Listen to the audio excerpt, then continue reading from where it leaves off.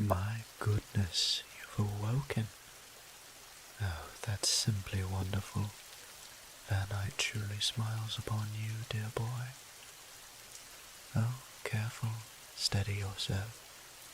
Please don't try and get out of bed just yet. Come, I'll help you sit up. There.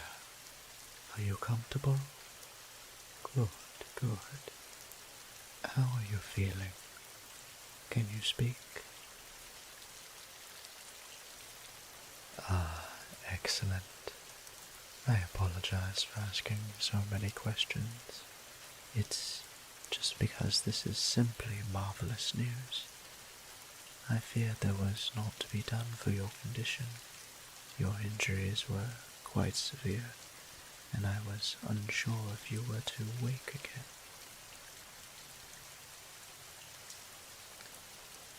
Yes, I'm afraid that you were in quite a nasty accident. Do you recall what happened? No? Well, that's not very surprising. I was walking the grounds, as I often do in the evenings, when I heard something stir in the brush and caught the scent of blood upon the air. I investigated, and eventually I found you at the foot of the ravine. With no one else around to help, I took it upon myself to gather you and bring you to my chantry. It was quite a nasty fall you suffered, a rather concerning head wound alongside some general bruising. If I had to guess, it would appear that your horse became spooked and threw you over the side. You are very lucky to be alive. I am delighted to see that you have pulled through, and that the right of the guardians was not needed just yet. Oh, but listen to me ramble. You must be positively famished, you poor boy. I shall leave you for a moment, but I will return with all haste. Please, do wait for me while I fetch you some food and drink.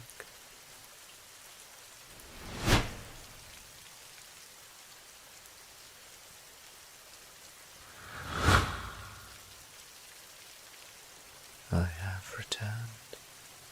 I apologize for taking so long. The kitchens are on the other end of the building, and I have taken the liberty of making a slight detour to the infirmary to get these for you as well. A salve of frock root and cinder leaf to relieve some of the pain of those awful bruises. And this, a tincture of blood blossom to help with the dizziness and nausea. This should ease your recovery quite nicely.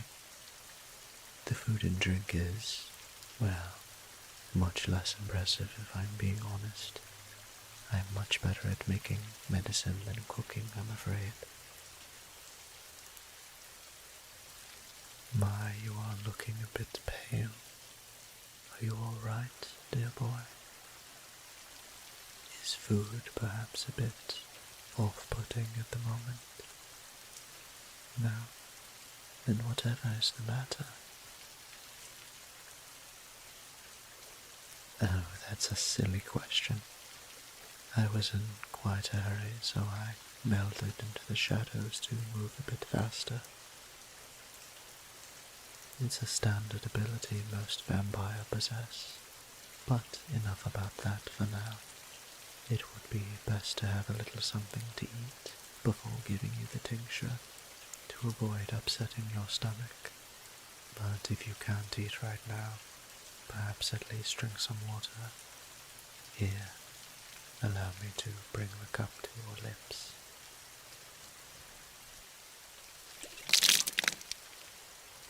Oh, I'm sorry. Did I bump you? You jerked away so suddenly. My goodness, what a mess. It's all over the sheets. I shall clean this up at once and... Why are you looking at me like that? Oh dear, you look so frightened. I promise I'm not angry with you. I'm sure it was just an accident.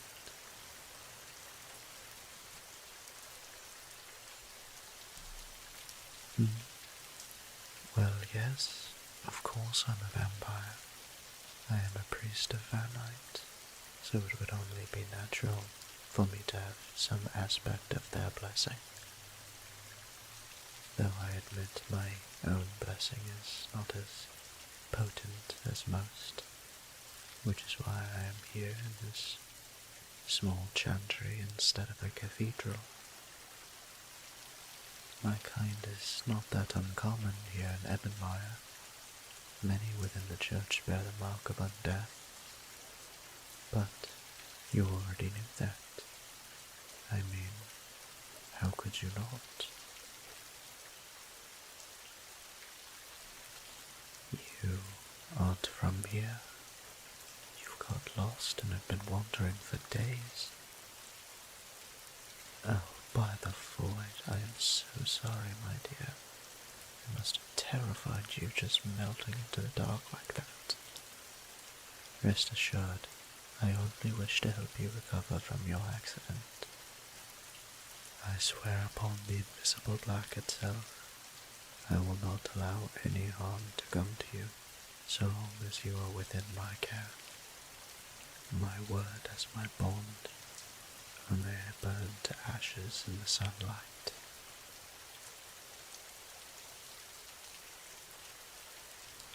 I'm glad you believe me. Truly I am.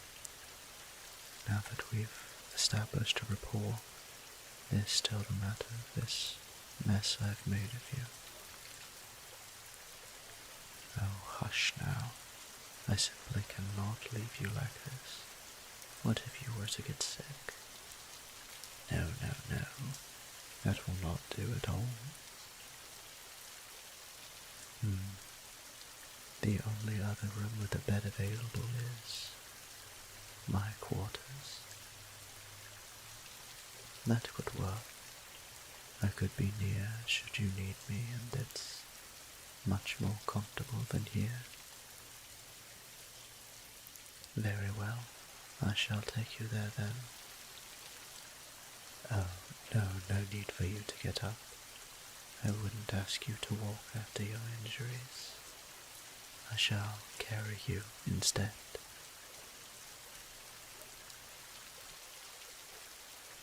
It's honestly no trouble. I might not look it, but I am quite strong. I did carry you here myself after all. Now, please, hold still.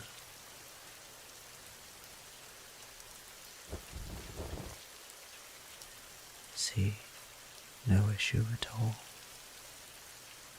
Let's get a move on then.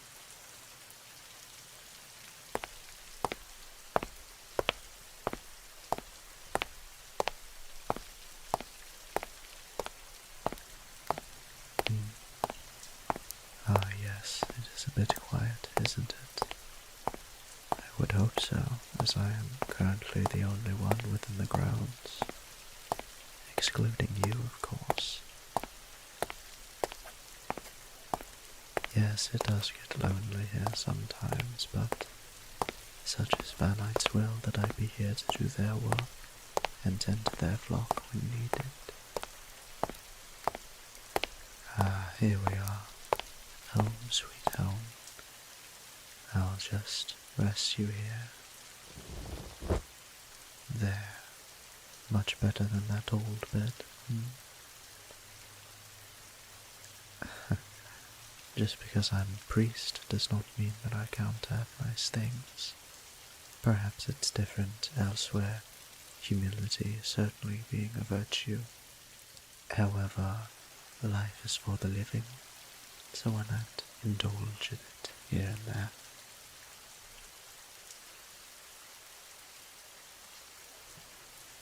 Well, now that I've moved you into a dry bed, Let's see about getting you out of that wet shirt. Oh, it's quite alright, dear. You would have had needed to remove it for me to apply the salve anyway. Allow me to assist you.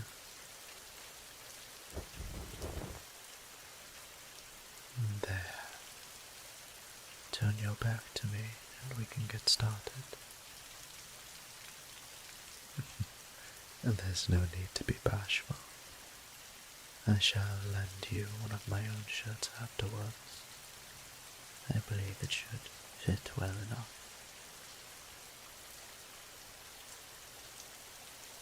I apologize once more. It will be cold at first, but it should become pleasantly warm soon enough. I'm going to start now. Please let me know if I'm being too rough.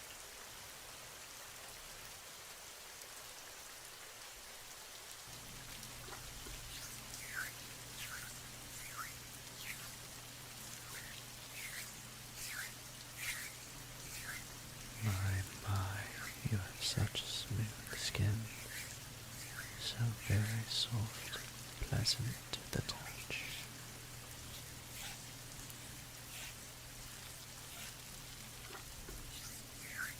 You're shivering, dear boy. It should be getting warmer by now. Do you feel it?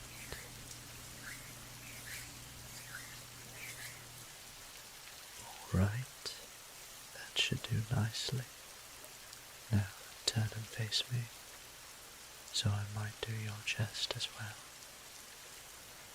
Oh my, you're quite red, dear. Did that hurt any? Ah, that's excellent.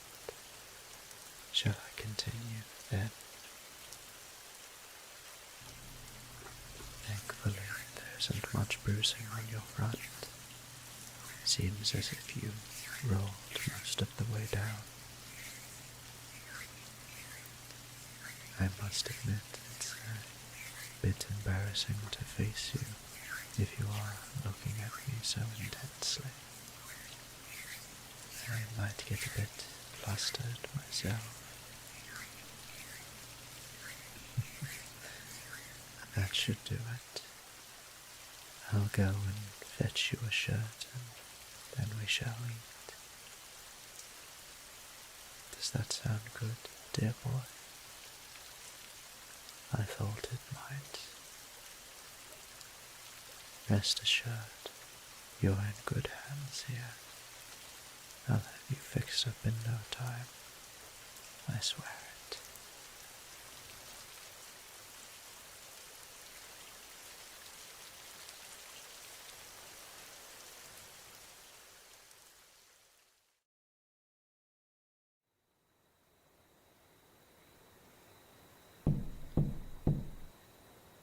Are you awake, dear? I apologize if I am disturbing you. I have brought a meal for you to enjoy before giving you your dose of the tincture. Should you need a moment to make yourself decent, I shall wait out here.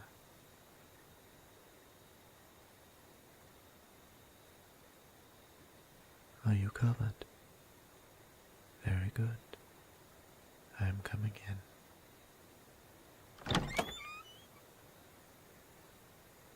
By the will of the invisible black, the sun has been swallowed into the night, and so I stand before you once again. How are you feeling this evening, my dear boy? Have your injuries been giving you much trouble as of late? I hope the medicines I left for you to take during the day were helpful in easing your burden. I can only hope that such a small comfort can lift your spirits in my absence. As much as I desire to tend to you, the care I can give is limited by the need to seclude myself from the sunlight, else I would remain at your bedside all throughout the day and night. I suppose the quality outweighs the quantity in this case. However, let's not dwell on that for now. Here, please enjoy your meal. I believe that my skills in the kitchen have improved a bit during your stay here. Perhaps having someone to cook for gives one more of a sense of motivation. Do let me know if it is to your liking. I sampled the dish while I was preparing it. However, my palate is not as diverse as yours.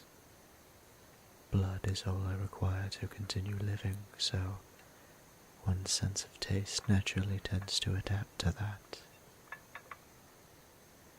I don't wish to put you off of your meal by discussing the finer points, so I will prepare your dosage while you eat.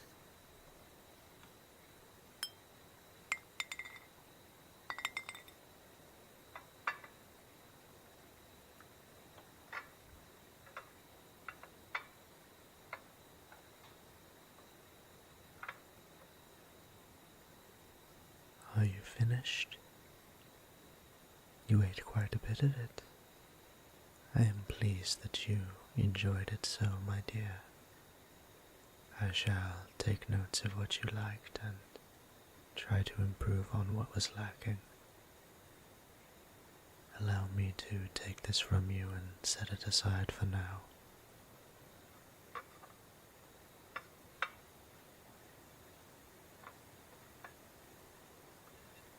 As we must move on to the more unpleasant parts of my visits. I know the tincture is, well, rather foul tasting. For all of its medicinal benefits, blood blossom extract unfortunately is quite bitter and more than a little sickly sweet. I've heard the taste being likened to a mixture of black licorice and overripe lemons, though I find it more akin to coffee grounds and pond scum myself. Oh, I know you don't like it, dear boy. I do wish there was something I could offer to make the experience less troubling. However, what your health could suffer by not drinking it worries me far more. I have prepared some honey water to help rid yourself of the taste, so please, ease my worries and bear it. Yes, drink deeply, and we can put this unpleasantness behind us. There, that's a good boy. You did so well. You've made me very happy. Here, the sweetness of the honey should take away the bite and help to settle your stomach. And just like that, the difficult times are over. Now we can put that bit of nastiness behind us and look forward to greener pastures. On the topic of looking forward to things, since you have improved enough not to be confined to my, apologies, your bed, to celebrate I have prepared a little surprise for you. It's nothing extravagant, but I thought we could enjoy some quality time together and settle in a nice spot in the garden to watch the moonlace vines bloom tonight. I believe that is a fine way to spend this gloaming vale. Ah, yes. Forgive me, dear. I occasionally forget you are non-native to Ebonmire. You see, tonight is the night of the 5th new moon of the year. This is a very important time of worship within the church. Many of our rituals take place during it, and it is considered to be the time when our spiritual connection with the void, and thus our God, is the strongest. The number 5 itself is also quite important to our religion. I am sure you've noticed that the chantry has 5 walls instead of the normal 4. There's also 5 stained glass windows, 5 verses to our chants, and so on and so on. I don't mean to bore you with the finer details, but just know that at this time every year the priesthood hold a grand festival at the central cathedral. There is food and drink, dancing and games. Oh, it's simply delightful. However, since we are quite a long way from the festivities, and neither you or I can leave the grounds of this chantry, I have thought on the subject and decided to bring a small celebration here for you and I to enjoy. As I said, it's not as decorated as the proper festival. However, I believe that you will enjoy it nevertheless. It is what you do with what you are given that is the most important. Don't you agree? So, if you wish, shall you accompany me in a walk in the gardens this moonless night, my dear? I thought you might agree. I have brought you a selection of my coats, should you wish to wear one, so that you might keep warm.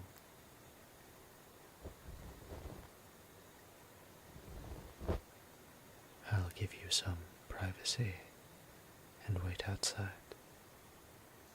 Once you are dressed and ready, we shall be off.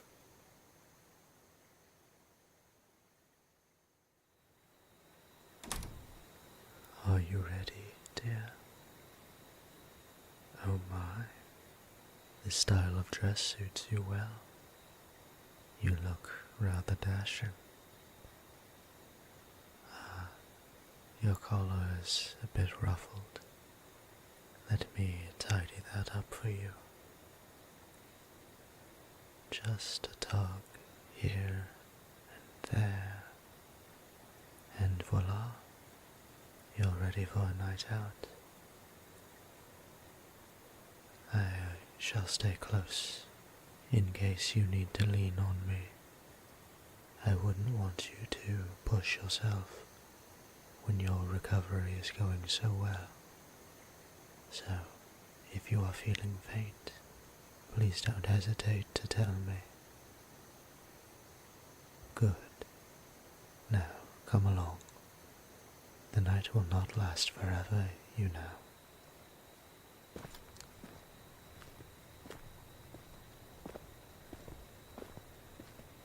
Come to think of it, this is the first time you have properly seen the garden, isn't it? I have spent many years tending and cultivating it, growing all manner of things for any purpose I could imagine. It is my pride and joy. I'm glad you like it. Gardening has become a beloved hobby ever since I was relocated to this chantry. It gives me something to do in between my religious and clerical duties. Do you see this plant here? The leafy yellow one with the orange speckles around the edges. This is cinderleaf. When crushed and mixed with frock root, it makes the salve that I apply to help with your bruises. It can also be used on its own as a disinfectant so it is rather common to find it paired with bandages to keep any wounds clean. And if you look just over there, that one with the pretty bright red flowers, that's your favorite, blood blossom. Oh, you don't need to make a face, dear. It's not going to come bother you for a while yet. Besides, it's not all that bad. The oils in the flower petals can be boiled out and distilled into a liquid that, despite its acquired taste, helps with nausea and also acts as a blood thinner, making it quite ideal for head injuries. All in all, it's a fine medicinal plant, if you would believe it. It allows for a more comfortable alternative to the more invasive treatments that are typically used when tending to mortal injuries such as yours. What do I mean? Well, vampires are given many abilities once we are embraced by Vanite. You have seen some of them already, and many more that you have not. One of these abilities can be used to speed up one's natural healing process by temporarily sharing a vampire's regenerative vitality with a mortal. It is a basic skill that many choose to overlook in favor of others. However, I have studied it thoroughly and find it quite useful should the situation demand it. There is a reason I have not used it in your case. In order to use this ability properly, there is a rather significant caveat. For it to be used, a mortal and a vampire need to be in both spiritual and physical contact. This is usually most easily done during a feeding. Yes, you see where the issue arises.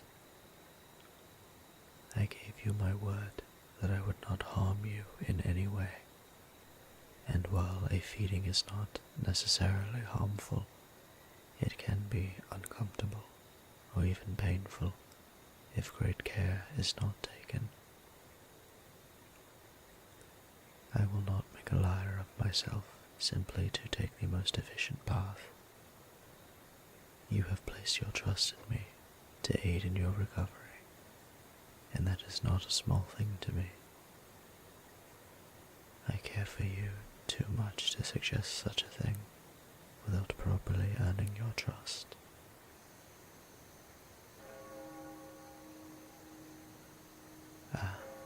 It's almost midnight.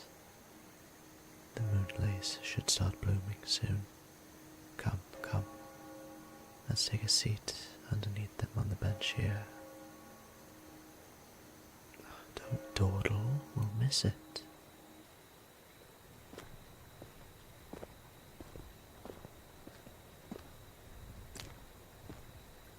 I wouldn't want to spoil the surprise, just watch the buds. They should start soon. Look, they're opening.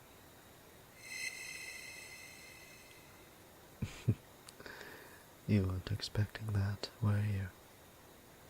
Moonlace only blooms twice a year during a new moon, when there is no light in the sky, yet its seeds make their own light and float on the air like little fireflies. It's like being in a sea of stars. And here, touch one. Yes, they are warm, aren't they? they drink sunlight for half a year and give it back through their seeds. That is why they shine as the brightest thing in the dark this time of year. I've always enjoyed it. I think this is the closest a vampire can get to feeling what it's like to stand in the sun again. I look forward to it more and more as the decades pass. This is nice. It's been some time since I've had anyone to share this with.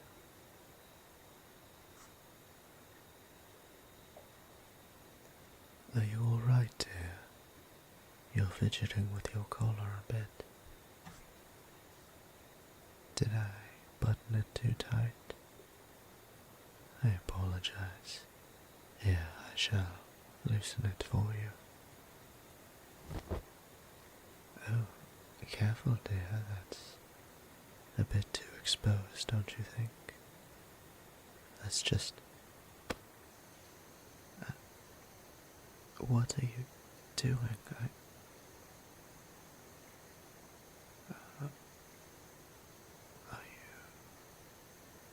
Are you sure that it's alright?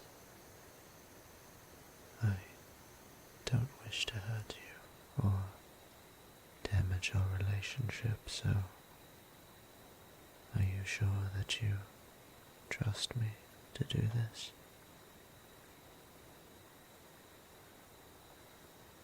Alright. Are you okay with being out here during it, or do you want to go back inside?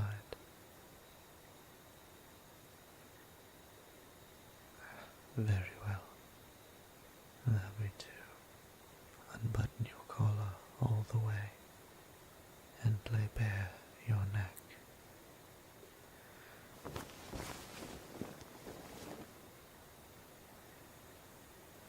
This is your first feeding, so I shall be taking my time with the preparation. Of course I will prepare you. I'm not a brute who will just drink from you right off the bat. This is already going to be an intense experience, so I will take care to make sure that you are ready.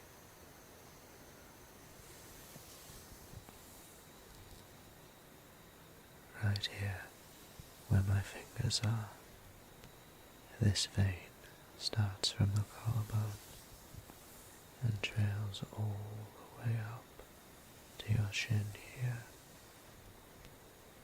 Here is where I will bite. But first, I shall lay a few kisses upon your neck to relax you.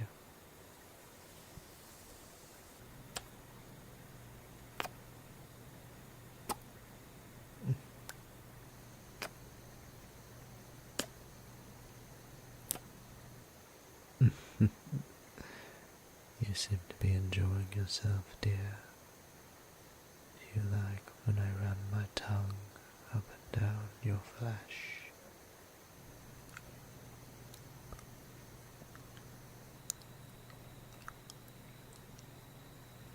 You shudder ever so slightly when my fangs brush against your skin. You're almost ready. Keep looking at the lights, dear. I will begin in just a moment.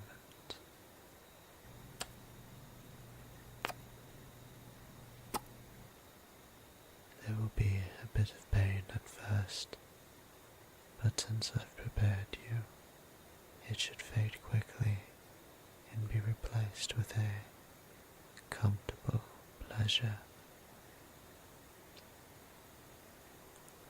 Are you ready? All right. Rest on me, my dear. I shall hold you the entire time let's begin. Oh.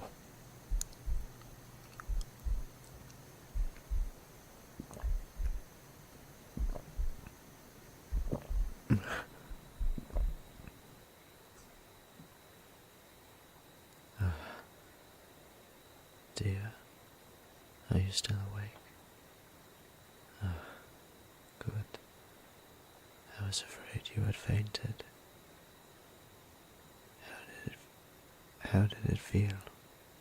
Any pain or discomfort? Oh, did it now?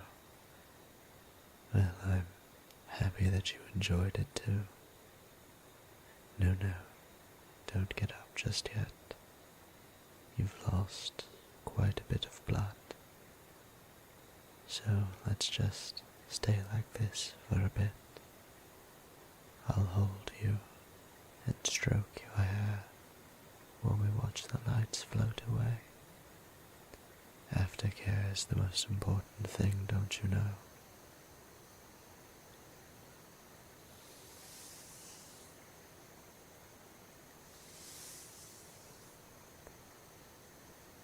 I'm grateful that you trusted me enough to do this experience.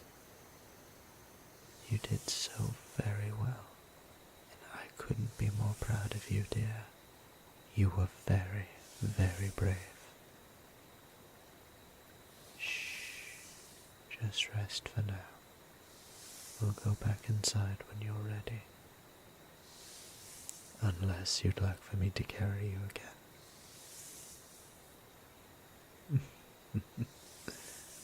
Shush, dear boy. Let's bask in the afterglow and just live in this moment for as long as we can. And dear, thank you for making my night.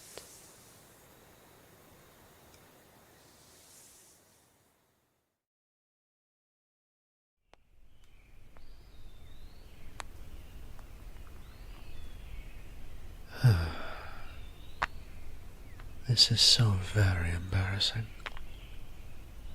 One would think that I am far too old to be getting myself into these types of situations. If any of the clergy could see me now, I'm sure they would mistake me for a new blood. And given the circumstance, I suppose I could hardly blame them. Losing track of time and spending all night in the chapel, kneeling at the altar is an error only a novice would be making. How clumsy of me to be stuck here once again.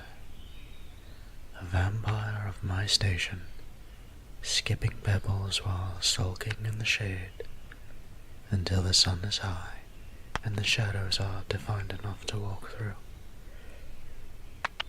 Oh, surely the blisters I would get from the light would be less bothersome than this frustration.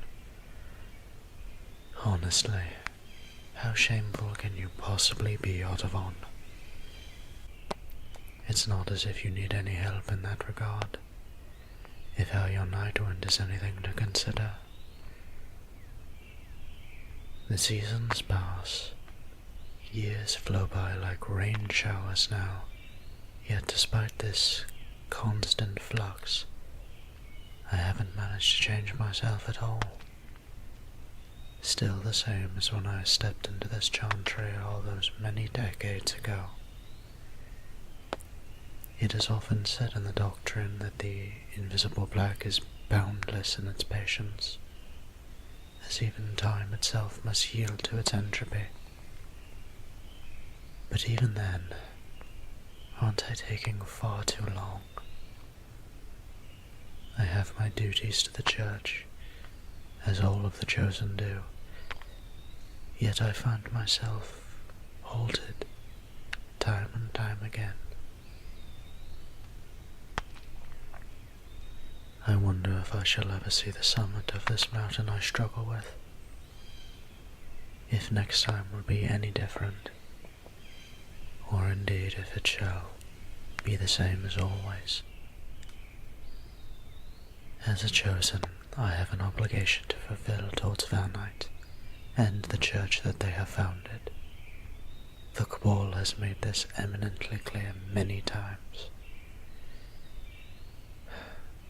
I only wish there was a better way. This is so frustrating. Even more so that I had hoped that I would have some time to make breakfast to surprise him when he woke up. But alas, that also seems to be fading with the receding dark. Maybe I can make it up with a nice lunch instead. I'm certain I could manage at least that. But first, perhaps I should freshen myself up a bit. A full night of praying and attempting to do my clerical duties doesn't tend to leave one in the most presentable of states. I can scarcely imagine what a sight I must make like this. Hair all a mess and bags under my eyes. It's decided then. A quick trip to my quarters to make myself presentable, followed by preparing some food, and then I can be on my way to seeing him again. An excellent plan. Now all there is to do is just wait until I can do that. I would rather not have to wait on the light, but I suppose a disheveled form is far easier to fix than a burned one. At least the flowers are here to keep me company, and they look so nice in the sunlight. I think it's a bit hard to see them when it's this bright out, but if I squint I can make them out somewhat. Yes, indeed, a lovely purple, blue perhaps. Oh my goodness, you startled me, dear. I didn't even notice you walking up. Oh, I nearly had a heart attack. Or I would have if I was capable of having one anyway. Oh no, it's quite all right, dear. I am somewhat out of sorts today. I've had a long night, as ironic as that might sound. I'm sorry we couldn't spend some time eating breakfast together, but as you can see, I found myself temporarily trapped by my own carelessness. Not to make excuses as to why I was not waiting to greet you when you awoke, of course. I understand that it's a bit rude to ask, but would you be okay with waiting here with me for a bit longer? When the sun rises some more, I should be able to walk through the courtyard without any issue. Oh yes, when the sun is at its highest is, ironically, when the courtyard is safest for vampires. Save for the night, of course. This chantry is a rather old structure, so its inner courtyard only has covered paths, where the newer buildings tend to boast a full dome, so light can never reach the inside. The latter is obviously safer, but I find that the old way has its perks.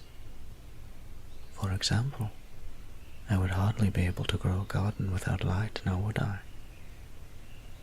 The herbs and plants that I grow here are well worth the risk, I think. Tending to them is a treasured hobby of mine, as you know, and all of the medicine that helps you on the road to recovery was grown right here, so you of all people should know how useful having such things on hand is. Though, I'm sure you could do without the foul-tasting ones, if that look you wear tells me anything. Well, while we are on the subject, You seem to be doing much better. You had no issues walking around all on your own. That's just marvelous, dear. You're getting stronger every day. Though, I would still prefer to accompany you should anything unexpected happen. Getting injured again after coming so far would be just dreadful. I apologize if I seem a bit overbearing. I just can't help being such a worrywart about you. Truly, all that I hope for is for you to make a full recovery, and to be happy and healthy. So, I hope you don't mind if I dote on you from time to time. I'm glad you don't mind, dear. Honestly, I would find it rather difficult to stop. Seeing you do so well in your recovery brings a smile to my face, and it just makes me want to praise you. Oh, listen to me prattling on. I'm sorry, dear. I'm such a mess at the moment. I didn't want you to see me in such a state with all of... well, you can plainly see. Here you are, picking yourself up, getting better, and here I am in a state that more befits a pauper. By the void, what a juxtaposition that is. Something out there is certainly having quite a hearty laugh at poor old Ottavon, once again playing the part of the fool.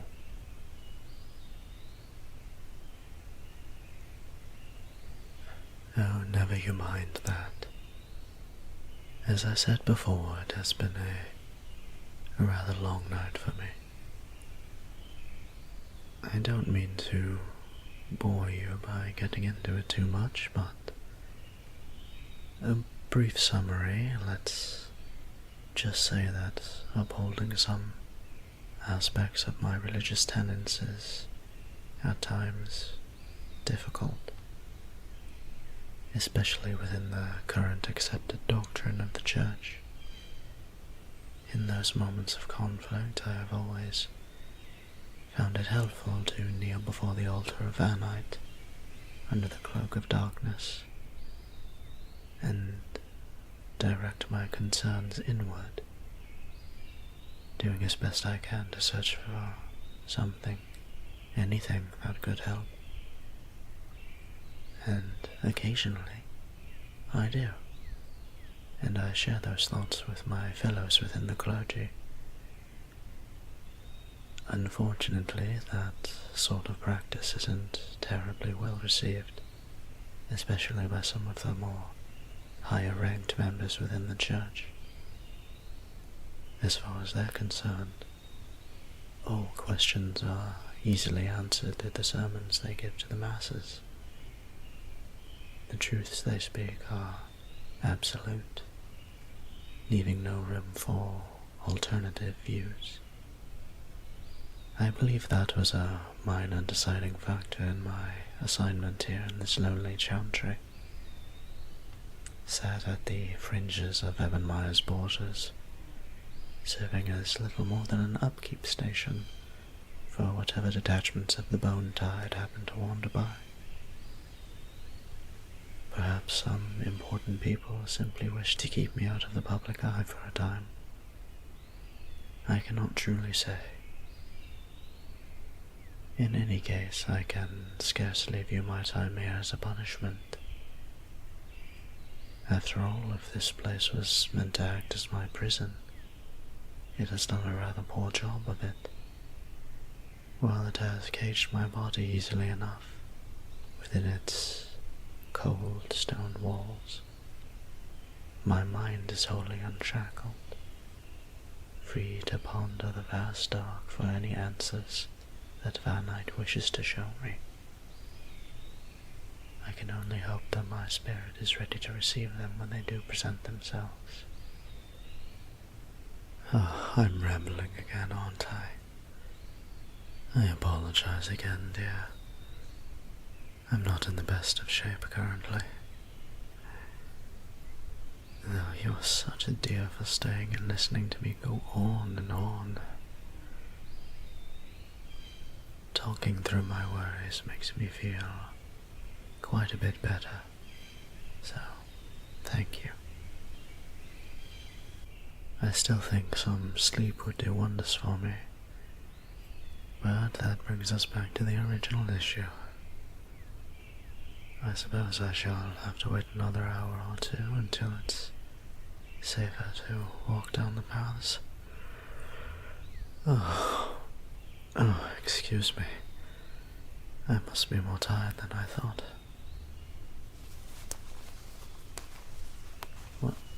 Why are you taking your jacket off?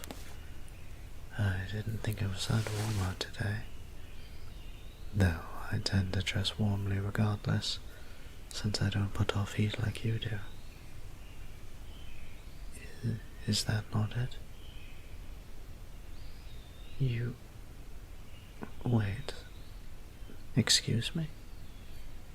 You want to use that to shade me and block the sun so that we can get by? That's incredibly sweet. I'm sorry.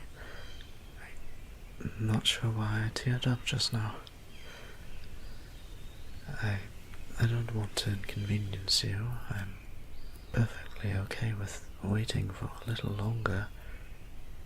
Oh, well, I see you're quite insistent on the matter.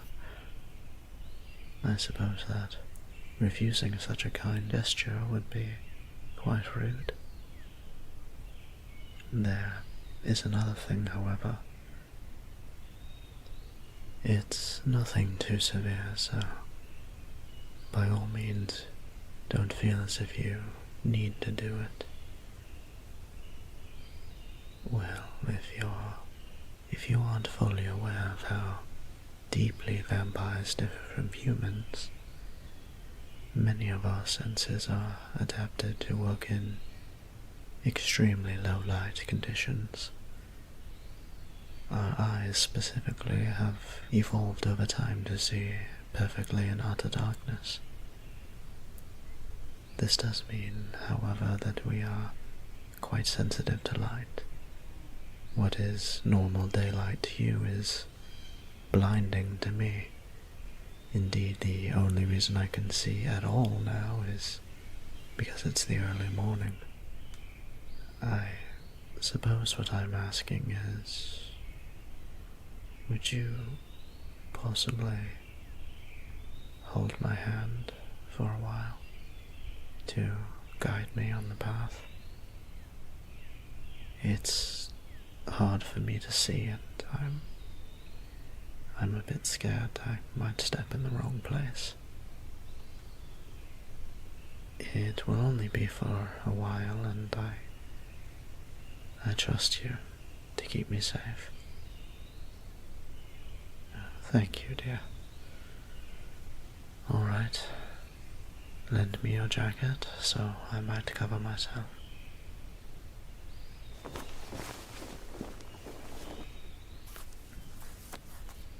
I imagine this is as good as I will get it. Do you see anywhere I might have missed? Oh, very well then. May I ask for your hand this morning? Oh my.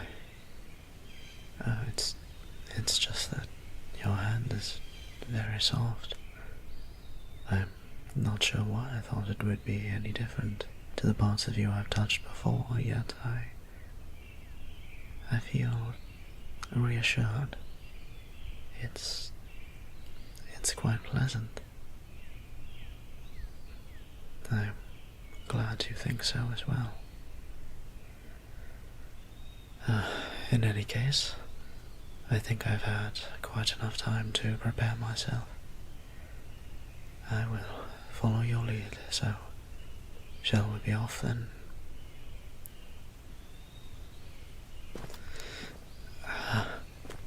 It's so bright. I can hardly see a thing.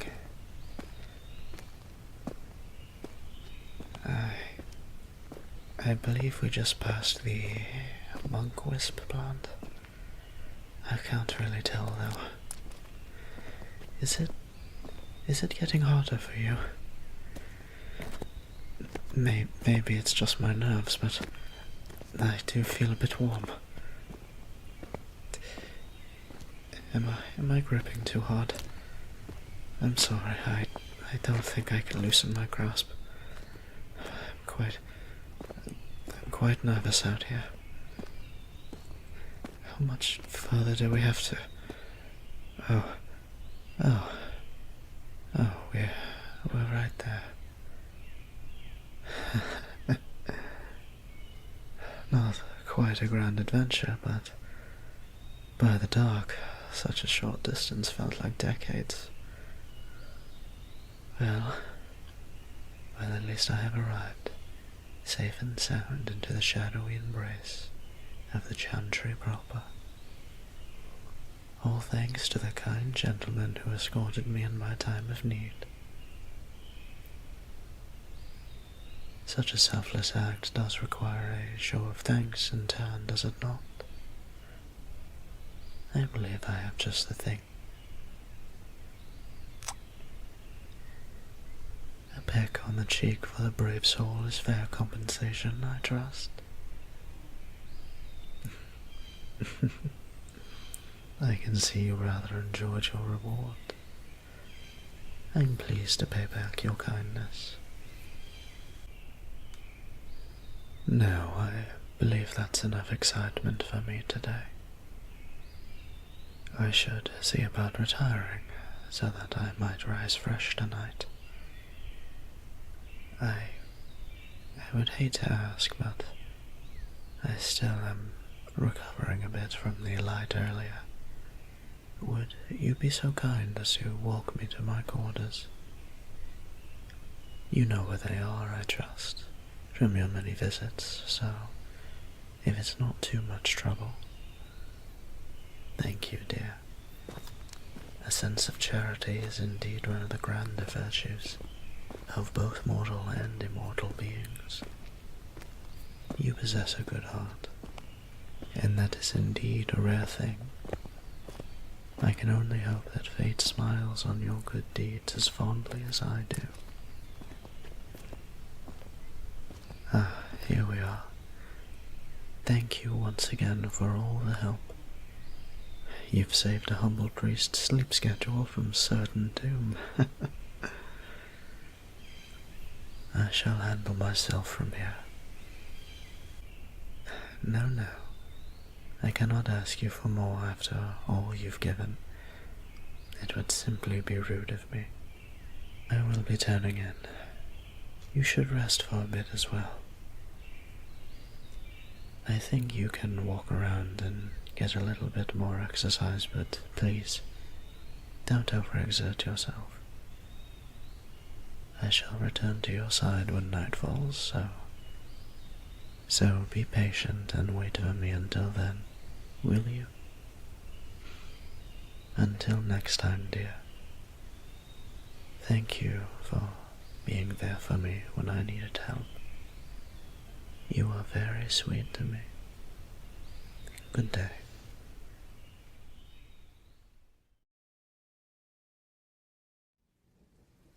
I know. I'm sorry. I just need more time. By the void, I beg for more time, please.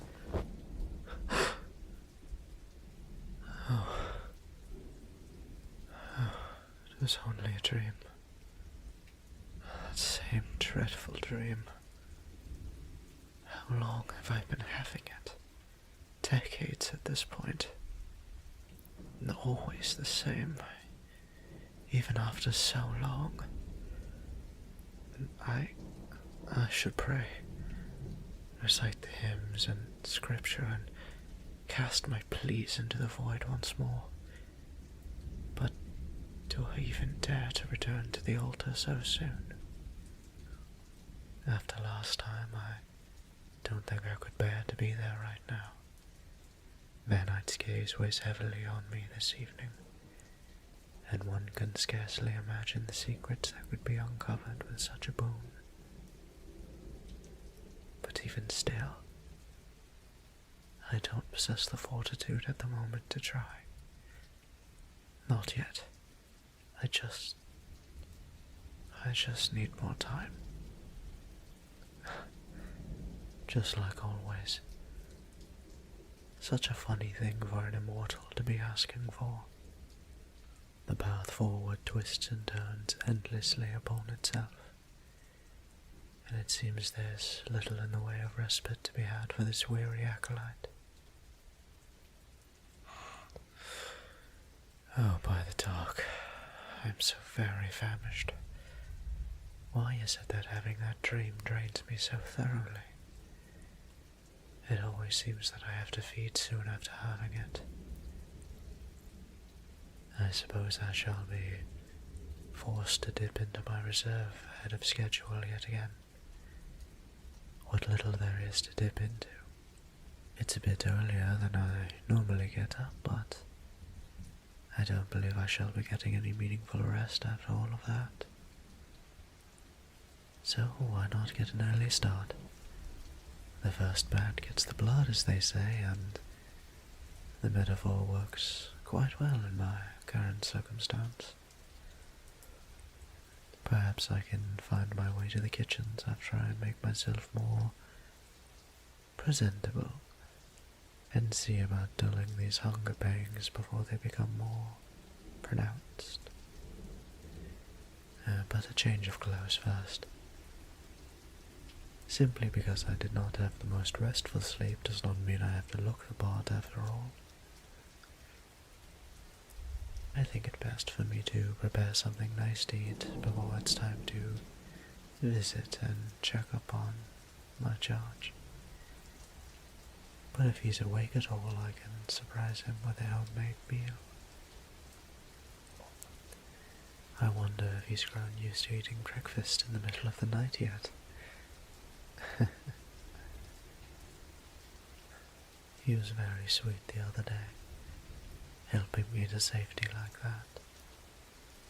I do feel that I owe him a debt of gratitude for helping me. I am thankful for it, so it would be remiss of me to not return the favor in kind. Maybe we can do something fun together. Perhaps a game or something of the like. But I am getting ahead of myself. I shall figure something out while I prepare some food and see about satisfying this hunger. It's the oddest thing, however. I'm feeling quite spent inside. My insides writhe and call out to be fed.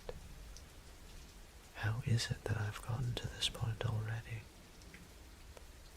I've been incredibly careful to not overuse my powers, only ever keeping to the most basic of ones to help move about more freely and to keep my senses honed. But this feeling, almost as if I've somehow burned through a week's worth of blood in a single night. Under normal circumstances this would not be too terribly inconvenient, when I was the only soul within these walls. But I can't have such a thing now, not while I'm hosting an injured person here. Doubly so, since he is a human. The risk of what might happen if I ever take a momentary leave of my senses. I shudder at the thought. No, I absolutely refuse to let him be exposed to that side of me. I gave my word that no harm would be done to him during his stay here, and my word is my bond. I shall take care to meet my needs, and not to burden him. But enough of that. It's time to get on with the night and start off fresh.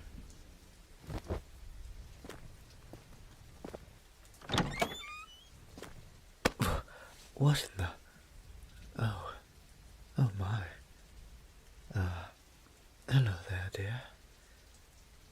I apologize for quite literally running into you. I had not expected you to be on the other side of my door. I don't wish to give the impression that I am not happy to see you. I certainly am, but it does beg the question, why were you waiting out here? Typically it is I who darkens your doorstep when the sun goes down. The inverse is welcome, yet odd. Is there something pressing you needed? Are you feeling well? Hurt anywhere? It's not anything like that. Thank the void. I'm relieved to hear that you are not further injured beyond what you're recovering from. With that aside, I must ask for clarification then. Why were you about to enter my quarters? You were worried. Whatever for? I have been acting oddly as of late. Well, I do admit that I am out of sorts recently. I assure you, however, that I am doing quite well. Your recovery and well-being is my primary concern, and I am fully committed and capable of providing what you will need. Now, I'm sure you're craving breakfast by now. If you give me a few moments, I shall bring you some in your room if you wish, or you may accompany me to the kitchens and we can make it together. Oh, what is that? You've already eaten. Oh, well, that's all right. A little midday snack is perfectly fine. I should have left something out for you before I retired for the day. I can still prepare lunch, however, if you are needing some. Is something the matter, dear? You look concerned again. It's almost daybreak. No, that can't be. That would mean that I've been asleep all night. It is, isn't it? I see in the way you look at me that it must be true. And that means you've been fending for yourself in the meantime, in my absence. Oh, I'm so sorry. My word was given that any aid you needed would be freely given, and I've gone and slept through my duties. Oh, please forgive me, dear. I should not have inconvenienced you and forced the burden of my foolishness onto your shoulders. That is kind of you to say, yet I fear I cannot come to the same conclusion. I am meant to take care of you, and I can hardly do that when something as silly as a nightmare is all that it takes to halt me. I'm sorry. I didn't mean to raise my voice. I did say nightmare just now, didn't I? No, it's not anything unbearable. I occasionally have a reoccurring dream, and it takes quite a bit from me physically and otherwise. It's nothing too unusual, I assure you. It's been happening on and off for almost 55 years now. So, as odd as it might seem, I have grown quite used to it. Oh, well, I suppose that is a long time for a human. although a little more than half a century is not an insignificant amount of time for a vampire either. Oh, but don't fret, dear. It's over for now, and I'm doing just fine, as you can see. Now all I need to do at the moment is abscond to the kitchen so that I might feed myself with some of my blood rations. I am strangely hungry and quite tired. I never seem to have a restful sleep whenever the dream occurs, oddly enough. If you will excuse me for just a bit. Ah, you grabbed my hand so suddenly. Are you coming along then? Why are you unbuttoning your collar? What? Excuse me. You want me to feed on you? I shouldn't. You're still recovering. It wouldn't be good for you if I were to take any blood. I know it wouldn't be your first time. I recall that night in the garden quite well, and that was far from a normal feeling. Well, because it was medical. I was using blood healing on you, but I lack the strength to use that power right now. If I were to feed, it would only be to replenish myself and curb my own hunger. There wouldn't be any benefit to you. Now, besides, you've already shown me kindness in helping me the other day, and I don't wish to have you exert yourself for my sake again. Wait, what are you doing? Stop pulling me. What is the meaning of this? You're being so rough, shoving me onto my own bed like that. No, I'm not angry with you. I know you're only trying to help me. It's just that I'm a bit surprised at how stubborn you can be. A side I noticed in passing, but I've only just experienced. You are committed to getting your way at times. It seems I cannot mount an effective defense against you. I find myself swept along regardless.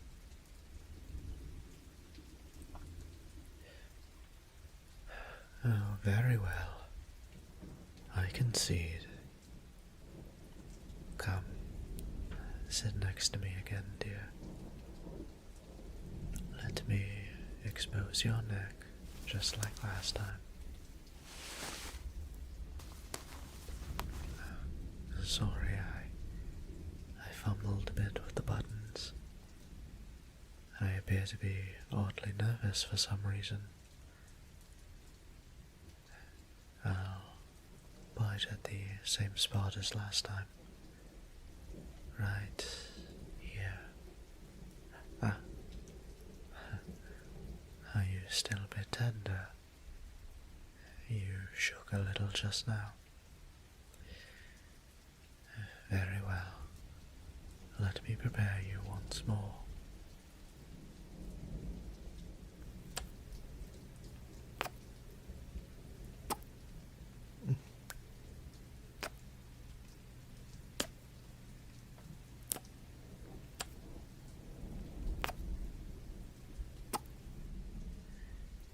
That should be enough. Go on and lean into me so we can... Oh dear, you're hugging me so tight. And you're so warm. Is it alright if we feed just like this? I feel very relaxed this way. thank you, dear. I'll get started when you're ready. Oh.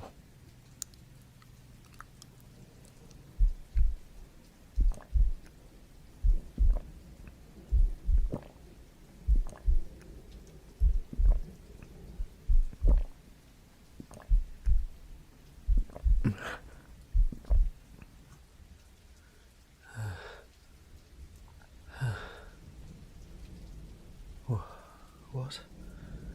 Oh, yes, I got enough. Plenty, really. Are you feeling okay? Good. Good.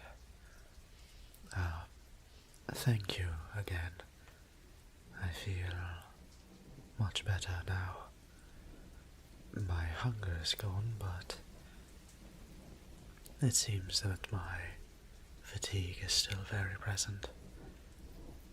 If it's not too much to ask, can we stay like this for a little longer? I feel very safe with you, and I don't think I'll have that nightmare again if you're here. Oh, thank you, dear. Thank you. Oh, I'm sorry, I shouldn't kiss your cheek with blood on my lips. Let me just... got it. A little smear there.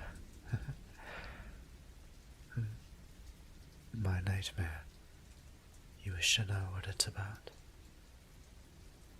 Well, it's a bit complicated to explain.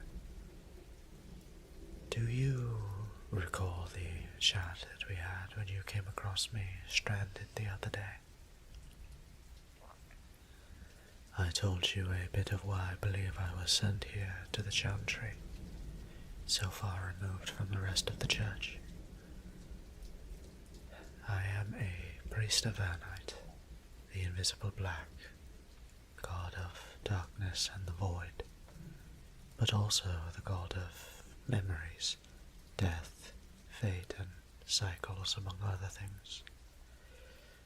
They are the deity of the Ebonmire theocracy, and the Church of the Twilight Cabal follows the teachings and tenets of their religion. Even today we follow the same rules and laws of the original church nearly exactly,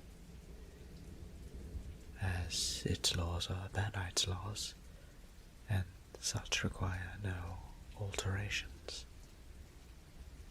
Unfortunately, as I mentioned, I occasionally found conflict with stated doctrine and sometimes took liberties in suggesting some alternate interpretations of the laws. It seemed that many believed that I was committing heresy, and there was a direct charge levelled at me by many higher-ranking members. But excommunication is nearly unheard of for a chosen vampire, the very avatars of Vanite's will. And they seemed to believe that executing me would only make me a martyr for some fringe group to latch onto. And thus the decision was made to send me here, so I might either repent and withdraw my statements, or submit to the Cabal's will and surrender myself to the Church. I am stuck, in a word. Either I lie and live free, but in turn turn my back on what I believe in, or stay true and live as an instrument of the Church, not the gods, till such a time as I am slain or my service ends. I don't know what to do. Either way makes me a great disappointment to all I know. It feels good to talk about it. Thank you for listening to me. I carry a great burden, and that has become all the much more light by this simple act. I'm so warm and full to content.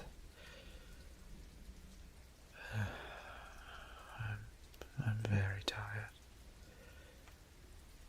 Let me rest on your shoulder for a minute, dear.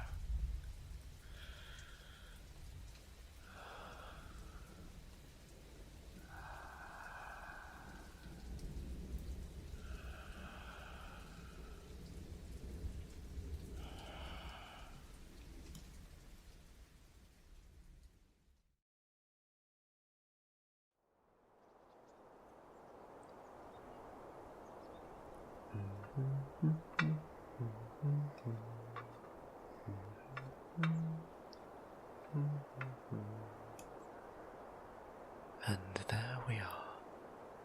I believe I've gotten all the ingredients we'll be needing together. Have you already washed and cleaned all the produce, dear? Excellent. Would you mind doing the same with any surfaces we shall be using? I cleaned the kitchen earlier, but I believe it pays to be thorough. I wouldn't want you to get sick after you've recovered so well.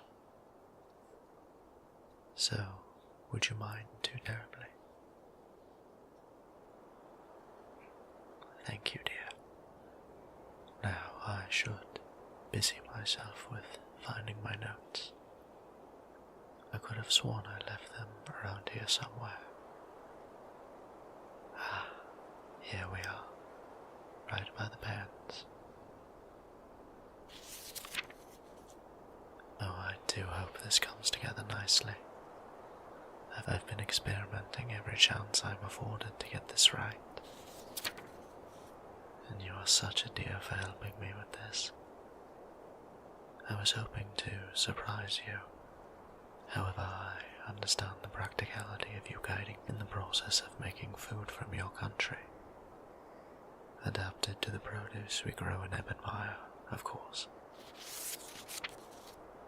With such expert guidance, I am certain that this culinary venture will be a resounding success. Now, let's just put the stove on and let it get nice and warm while we go ahead and get started.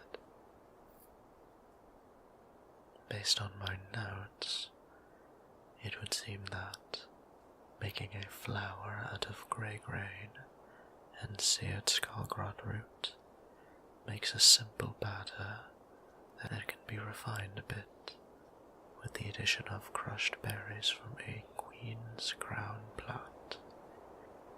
Luckily, I've already prepared some grey grain in advance. It is notoriously hard to grow, but I've been at it for some time now. Well, of course I've been taking notes.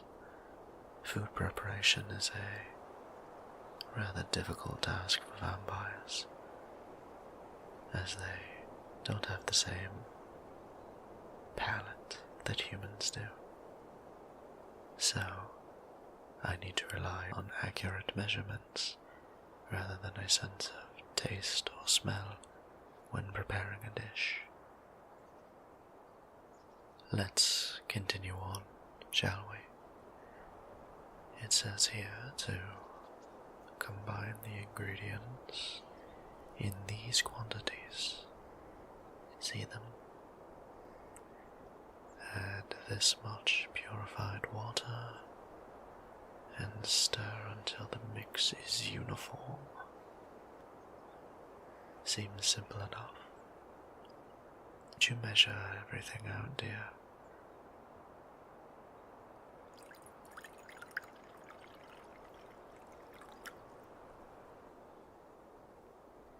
Very good.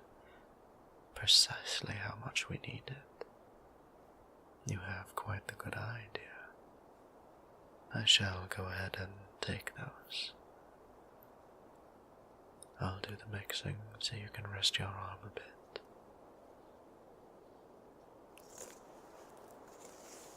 Oh, while we're on the subject, how is it feeling?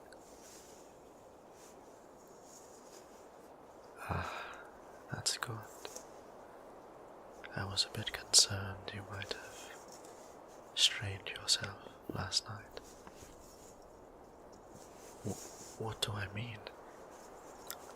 Well, it's simply you were a bit physical, and I just wanted to make sure that you were alright after that. You know, you pushed me down and held me while I fed on you. I know the process of slaking a vampire's thirst is taxing to say the least, so I was worried is all. But if you're well enough to tease me, then I suppose you must be doing quite well, actually. Ah, would you look at that? It appears the mix is ready. Excellent. Could you please retrieve a pan from over there, dear? I need to go get a bottle of lesher oil for this next part. I believe I placed it over here. I must say, however, cooking every day has certainly improved my skill in the kitchen. Though I will admit that I knew very little to begin with, so it's only natural for me to improve, I suppose.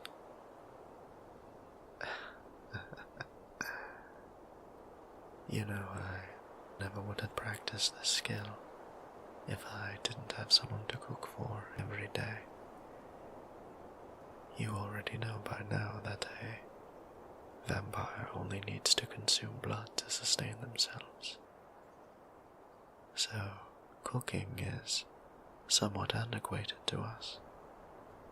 But I still find myself having quite a bit of fun cooking for you and honing a new skill. What? What did you say? I would make a fine husband. I suppose I would, but if the... Black below. You're certainly having quite a bit of fun at my expense tonight, are you not?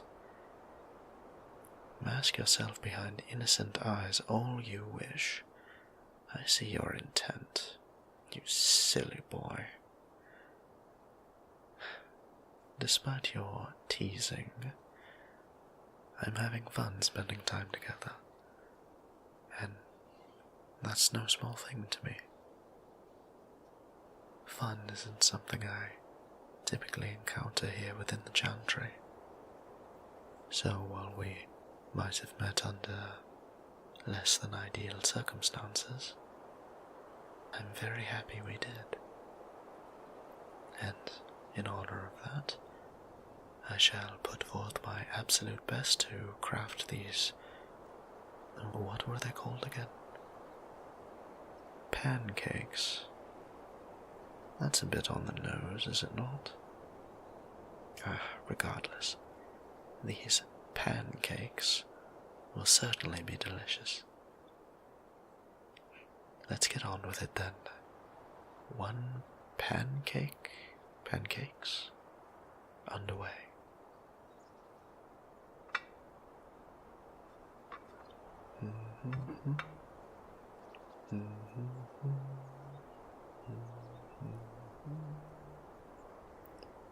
They're looking good, aren't they? Very fluffy, like how you described earlier. This side looks done. If I recall, you just flip it to the other side, like this, yes? Oh my, Look at that. It's like a little cake. Ah, now the name makes sense. This is an odd little dish, however.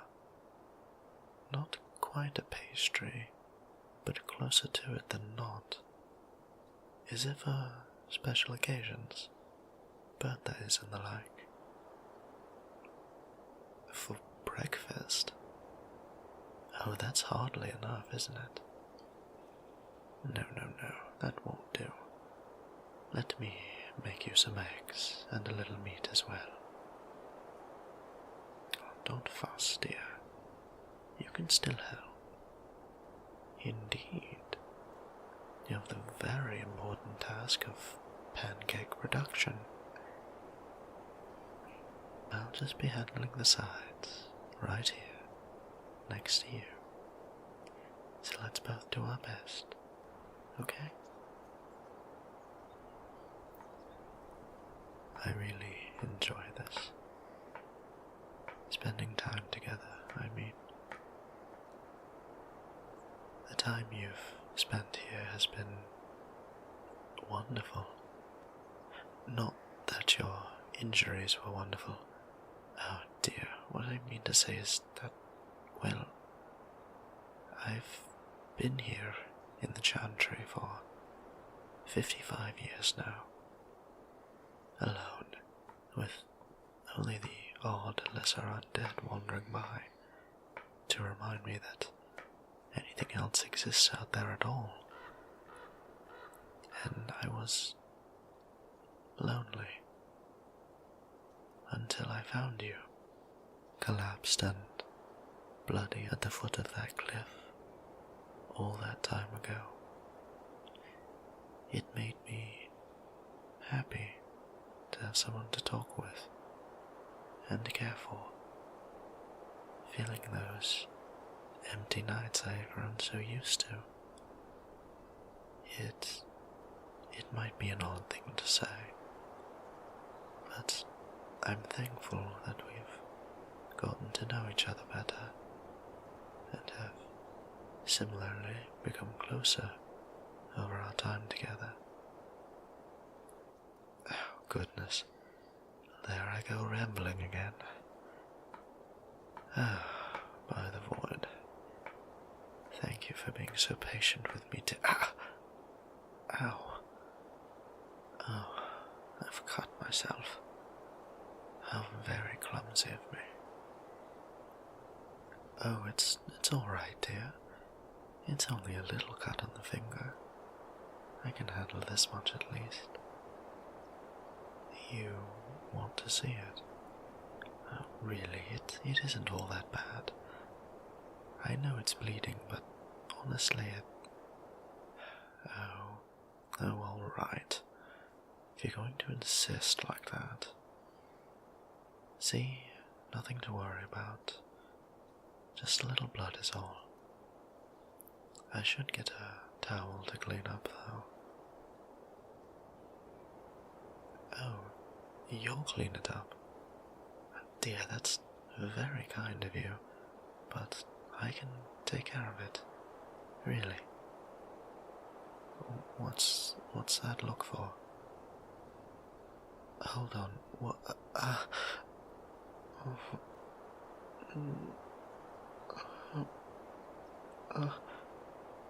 You're licking me. Oh, by the talk.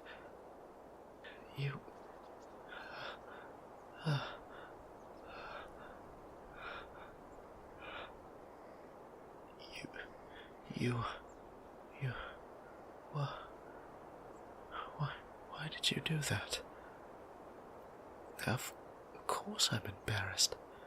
You put my finger in your mouth and with your tongue, and who wouldn't be flustered by that? Honestly. No. I'm not angry with you, dear. Not at all. It was very sweet of you to do that for me, and well, felt nice. I didn't make any noises, did I? Void below. Take me now. I'm sorry. I haven't experienced anything like that. It was a spiral of feelings, and it was just new to me. The stimulation caught me off guard, I suppose. I've never had anybody close to me in that way. Friends and acquaintances, yes, but something more than that. I'm 467 years old, and I'm afraid I'm very far behind in that regard. I haven't had a partner, much less a... never mind. Let's get back to cooking, shall we? No, never you mind what I was saying. It was nothing. Surely. What? Of course I've kissed someone before. I kissed you on the cheek for helping me in the garden, as well as when I was preparing to feed on you. I'm not completely inept in the romance department, dear. How does that not count? We even held hands. You mean a proper kiss on the lips? Well, I mean, if you're going to lean into that technicality, then I suppose I've never had one before. Why do you look so surprised? Is it such an odd thing for me to be inexperienced in that regard? When one chooses the devout path of a priest and struggles to attain their second name as early as possible, there is very little room in their life for anything other than the church, and that occasionally means sacrificing personal things to further the will of the church. And in my case, that means forsaking the more intimate parts of companionship, like having your finger licked and kissing. Of course I want to, eventually. I've read stories about how it feels, but that's not quite the same as experiencing it, now is it? You're quite close, dear. It's a bit dangerous near the stove, so...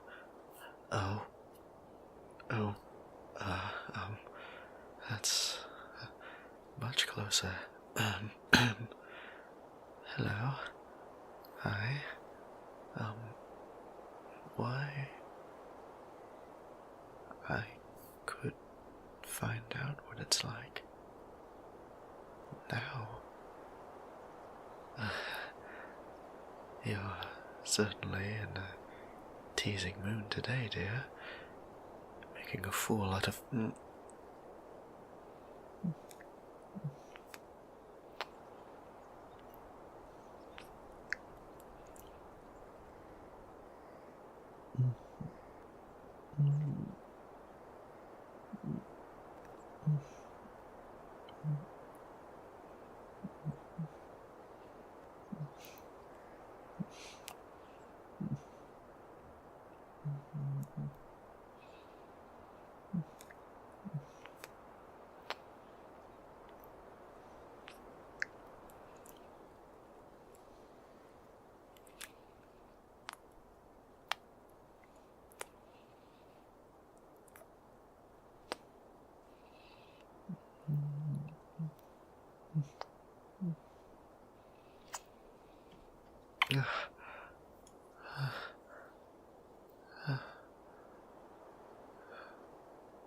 Good.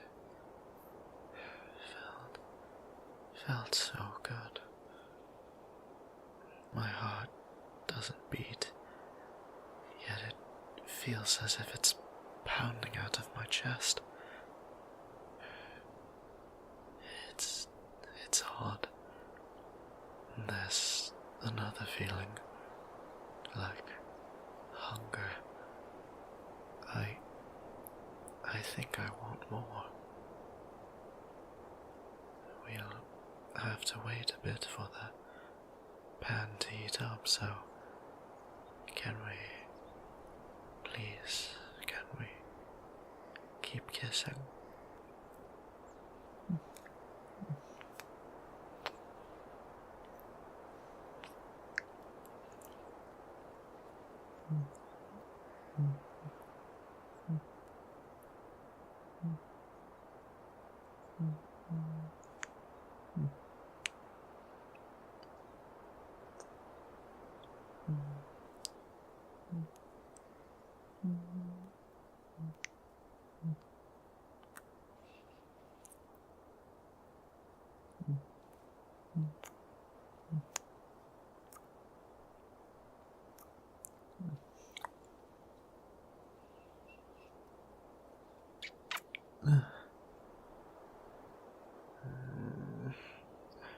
You taste so good, heavy and sweet. I want to keep going, but we should at least have some breakfast first, shouldn't we? Yes, could you get started on making the cakes? I'll be here. Queen's crown berries to add in. A quick one while you weren't looking. I can tease as well, you know. Right, let's get... Oh, I haven't prepared any berries. Oh, no matter. I can quickly go gather some from the garden. They're just past the door, really. You'll be okay here for a moment, dear. I'll be just outside, so call if you need me. I'll be right back.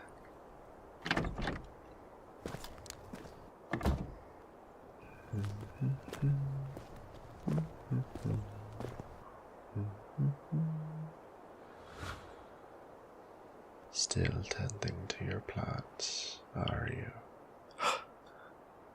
Void below. Oh, have I startled you? Always in your own little world, and just as excitable as ever. Leandros. Hello, Otavon. It's been some time. 55 years, I believe. So much to catch up on. How have you been? I didn't know that you would be coming by. I haven't received a letter or a message. Is it unusual for me to come visit an old friend? I travelled all the way from Dion to get here and see you. I have many tales from my journey, but my feet are killing me. Be a doll and invite me in to rest a spell, would you? No, I mean, this is the kitchen. We can find a better spot in the sitting rooms. I will brew some tea and meet you there, then we can exchange pleasantries. Some tea does sound fine at the moment. The road is dark and welcoming, but it does carry a bit of a chill. Even the grave seems warm in comparison. Yes, if you will give me a bit of time. Of course, dear Otavon. I'll be patient and wait right here. You can show me the garden while we all walk. Just you, me, and that human you're trying to hide away in that room. I don't. I mean, I'm... Shh. I saw him well before I arrived. You forget, my old friend. My eyes are numerous. I beg of you, don't harm him, Leandros. Whatever business you have, level it upon me, but please, don't hurt him. I gave my word he would be safe here. Otavon, calm yourself. It's all right. I will not make a liar of you. I've come to this humble abode, not as an adversary. You have my promise of that. So, invite me in, and let's enjoy a fine breakfast together. Very well. So long as you do no harm to him, you are welcome to join us. Wonderful. I'm looking forward to meeting this new development of yours. Shall we?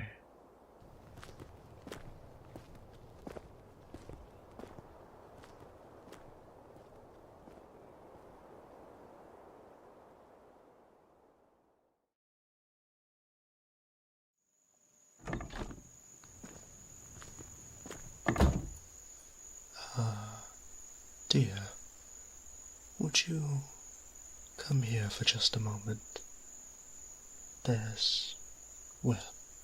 Something has come up and I need to talk to you about it. I'm sure the pancakes will survive just wonderfully if you take your eyes off them for but a few seconds.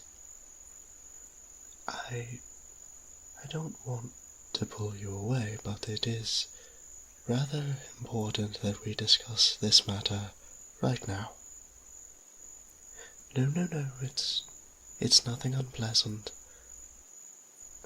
No, void below, I'm not referring to that either. Oh, how to phrase this. We have a guest joining us for breakfast today. Yes, dear, allow me to introduce an old acquaintance of mine from the church. This is Leandros. He's chosen, like me. He has decided to surprise me with a visit today, and we shall be making room for him at the table with us. Now don't be so modest, Otavon. You know as well as I do that the vampires who are like you are few and far between. As for you, I am so very charmed to be meeting you. As our dear friend said earlier, my name is Leandros. I have come a very long way to make it here. Diom is quite a distance, and trekking through the stark plains is known to sour one's trip. All of the wailing wraiths, coupled with the ever-shifting fog, that is only entertaining for so long before it fades into the scenery and begins to drag on a bit. But I don't have to explain that to either of you, do I? Certainly not. We're all quite aware of how travel is going through that area, aren't we, dear? In any case, please, come in. please come in. We were just getting ready to sit down and eat. It's a bit messy at the moment. I hope you don't mind too terribly, but if you can wait a bit, I can work on clearing you a place to sit. Dear, would you please return to the stove there and keep an eye on the pancakes? It would be a shame to see them burn after all of our hard work. Oh, and don't forget these Queen's Crown berries. They should add a nice flavor, sweet and refreshing. If I'm right, it should liven things up a bit for the rest of the day. Thank you, dear. Go ahead and take these with you. Leandros? I will go ahead and take those. After all, what manner of guest would I be if I didn't offer my help in the kitchen as well? Oh, that's quite kind of you. However, I assure you he is perfectly capable of handling himself with the cooking. Besides, as you said earlier, your journey has taken you a bit out of sorts, has it not? Well, why not take a seat and unwind a bit while we get everything ready? Nonsense, Otavon. What good would relaxing on my own do? I haven't travelled to this forgotten corner of the theocracy to twiddle my thumbs. And besides, it would be rude of me to be waited on when I could roll up my sleeves and pitch in some effort right alongside you two, so we all might enjoy a bit of rest. A sense of unity and purpose is one of the higher virtues within the church, each hand lifting their fair share and pulling the whole closer and closer to its final destination. Now, if I'm not mistaken, I believe in our division of labours you had some space to clear, did you not? I did, yes. Dear, please let Leandros assist you. There shouldn't be much left to do, but please, do be careful. I won't be far. Just over there, tidying up a bit. Well within sight. If you'll excuse me. Now there's no need to fret, Otavon. I shall be keeping a very close eye on him. It certainly would be a shame if an accident were to befall a new acquaintance after all. So in an effort to avoid such an unfortunate event such as that, I can keep quite a few close eyes on him. The dark knows I have many to spare. But enough of that. I imagine a pair of hands will be much more useful in the kitchen anyway. Come along then, human. I rather doubt the food will make itself, but who knows? I seem to be stumbling on all sorts of surprises as of late.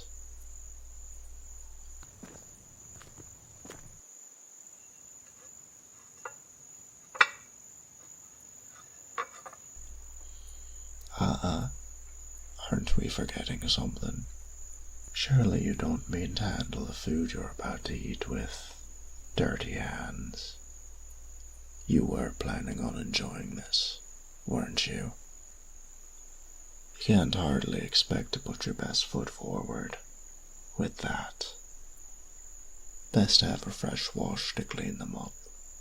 Here, hold them out. Palms up. That's good. It brings to mind the look of a little beggar boy. Stay still then, and let me see about cleaning you up a bit. Curata. And good as new.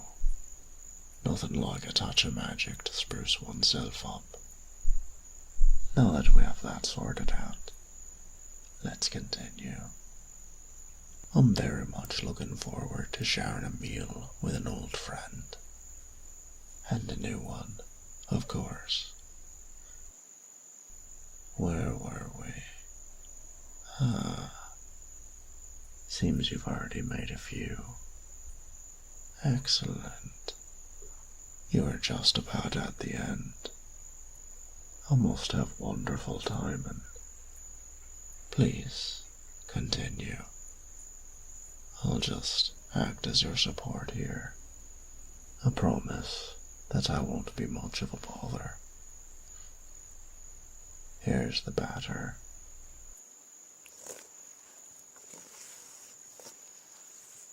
If I heard correctly, you're making pancakes. Is that right? Ah, how interesting. A breakfast dish from Brookmore of all places. Curious that. I don't mean to delve into culinary history, but it's just that this type of food is unusual to see this side of the Penumbra Sierras.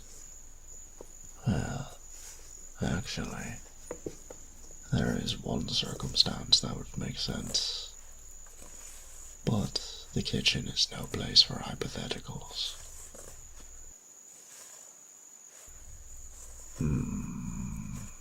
Those are looking good. Here, don't forget the berries. I like mine to have a bit of sweetness to them, so don't be shy. That's it. One more flip, and they should be ready to enjoy. Well done, human. You are indeed a dear.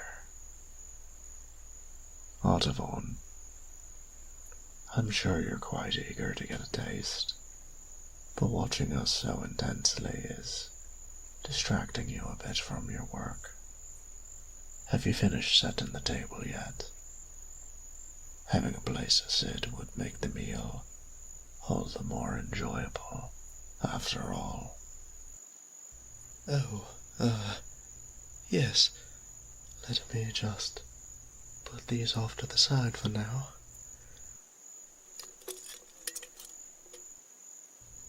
All right, that should do quite nicely.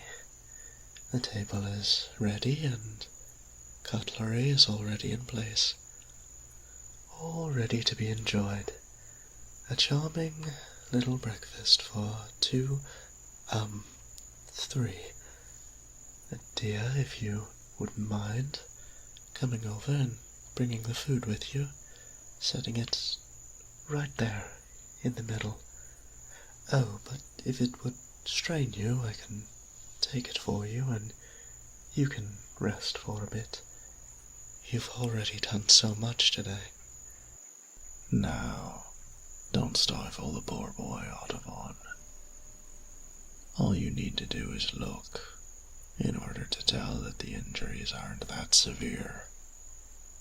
Only the slightest touch of red beneath the bandages now.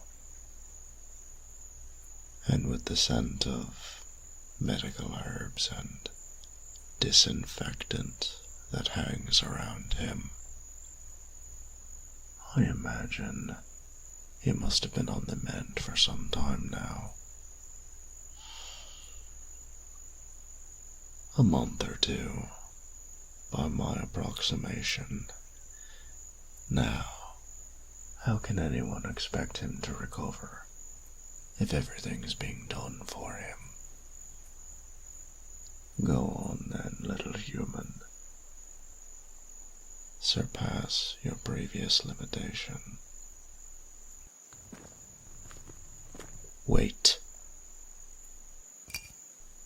Don't forget the syrup. Off you go. I'll be right behind you.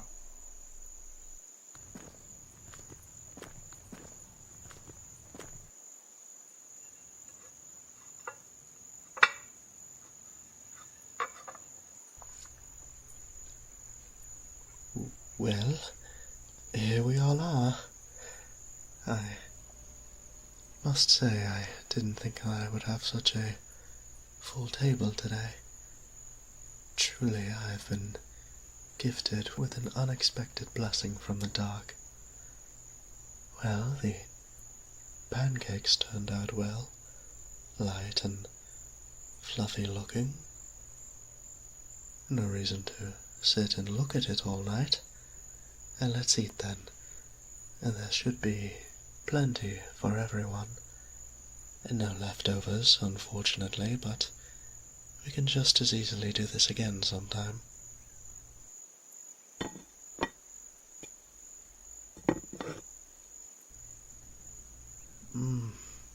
Oh my. And these are delicious. The texture is quite something, and the berries make it sweet enough to suit my palate quite well.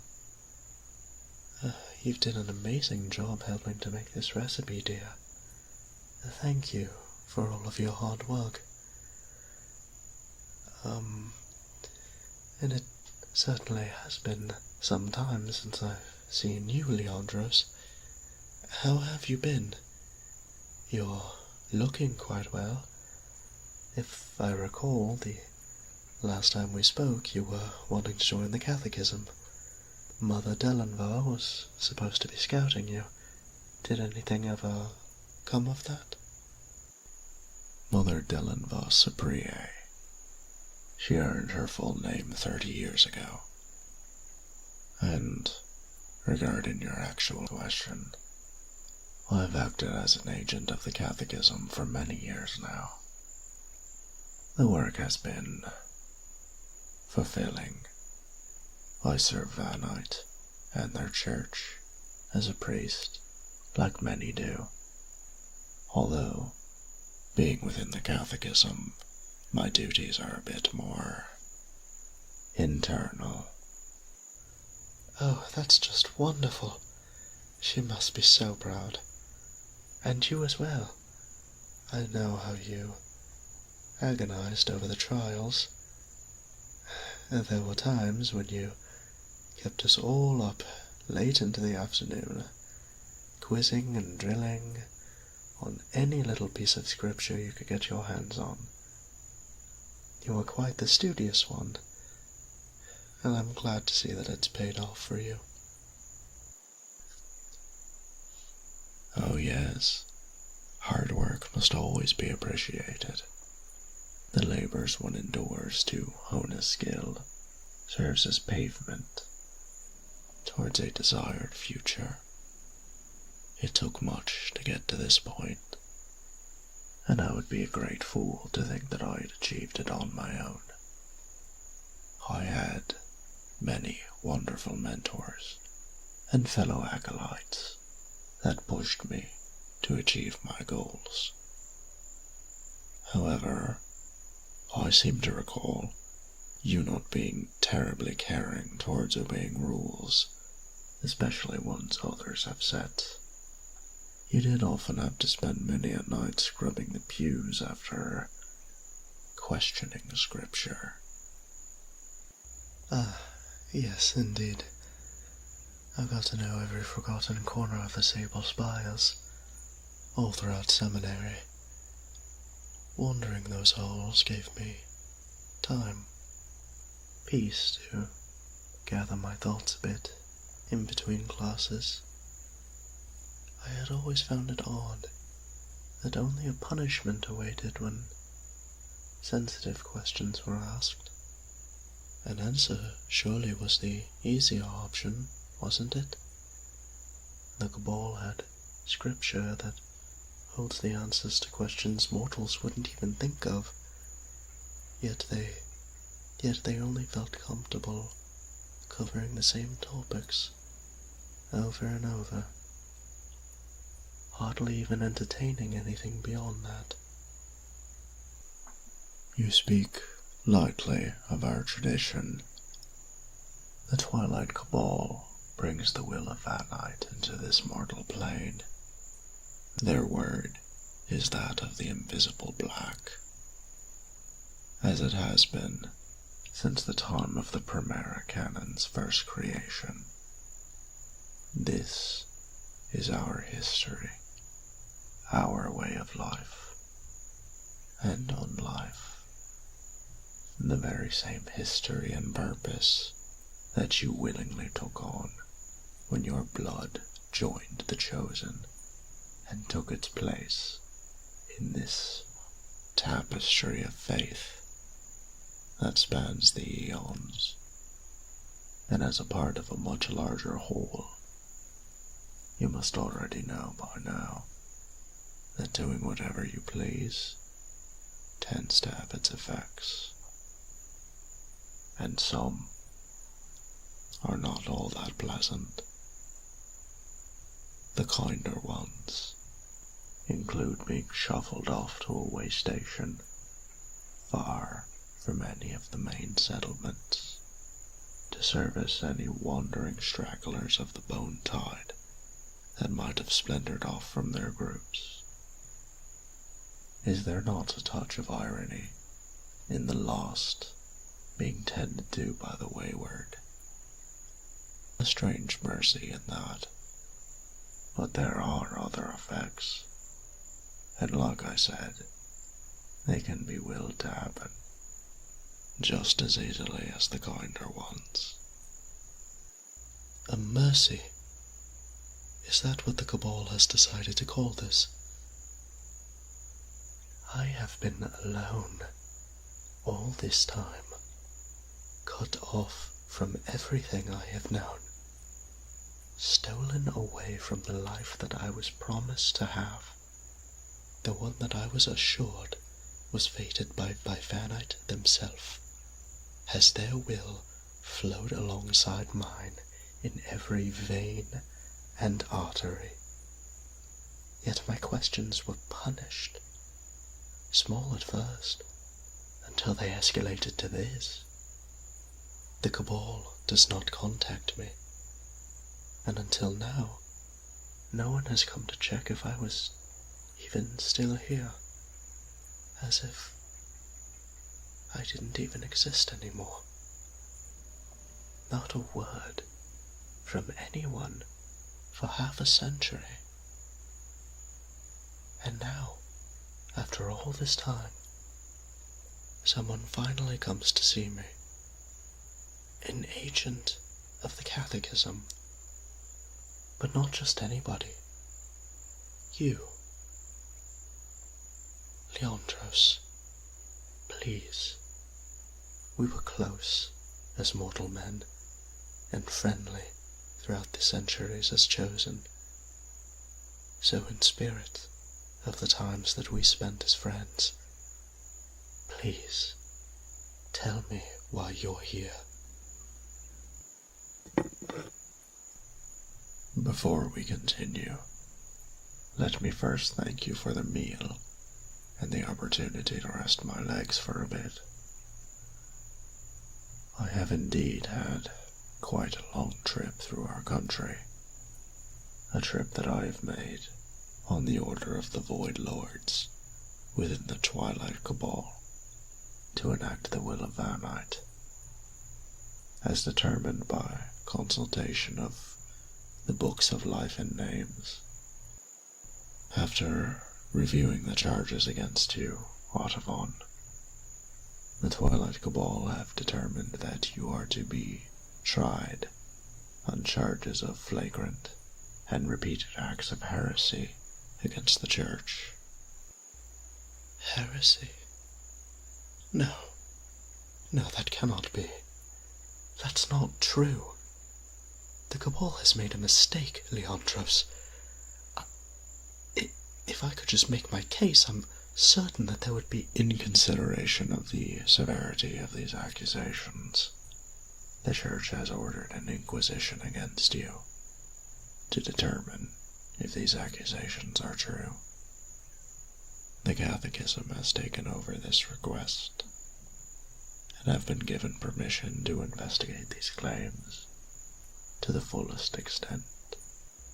Is that why you're here? The Catechism picked you because we knew each other, didn't they? Leandros, can't you see what's happening here? This is obviously intimidation. Audubon, they didn't pick me. They didn't have to. I volunteered to do it. What? Leandros, you... As an agent of the Catechism, I have chosen to oversee the Inquisition levied at you. Your guilt or innocence will be laid bare in judgment passed on whatever is either confessed or found. The Church has ordered a test of faith for you, Audubon. Your words have contradicted the Church's, and as such, a simple verbal repentance is pointless. They fear that heresy has crept deeper into your vitae, to your soul. I don't understand. What are you saying? My faith is being questioned? After my centuries of service? How can a chosen even be considered a heretic? We are selected by Vanite. They make no mistakes. The void does not change, but people do. It has happened before, rare as it might be. It was more common when the faith was younger, in the time of the Primera Canon. But the Church had plenty of time to invent ways of ascertaining one's faith. With this in mind, the Church has decided that you will be subject to the practice of blood fasting until the nature of your soul can be determined. The lack of blood will lay bare your soul, bit by bit, forcing your deepest self out. Torturous and agonized as it might be, it will be the truth. And depending on what that is, well, that's for the Church to decide.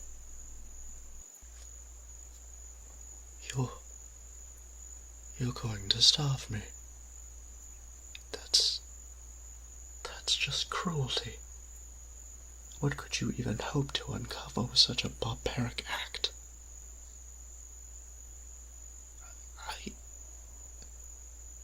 What of him? How does he fit into all of this? Will you be as cruel to him too? He's an injured man.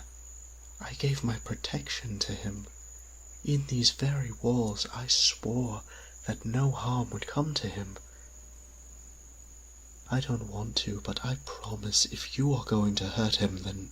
Audubon, I told you that I would not make a liar of you. My business is strictly professional, and if a priest of Vanite has taken in one in need, then I will not sully that. The Cabal does not know he is here, and I personally care nothing for the human. Any part of the Inquisition is your burden to bear, and so long as the human does not interfere, I see no reason for anyone to know. It's not just that, Leandros. He needs medicine and food prepared for him. He's getting much better, but he still needs to be cared for.